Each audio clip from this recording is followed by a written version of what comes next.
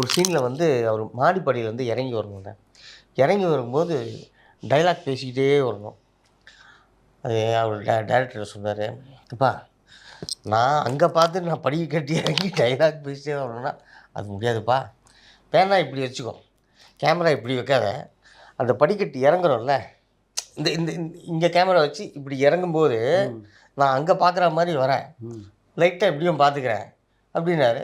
சரி ஓகேன்னு சொல்லிட்டு வச்சுட்டாங்க. ஆக்ஷன் அப்படின்போது அப்படியே இறங்குறாரு. இறங்கிட்டு வந்துட்டேன்.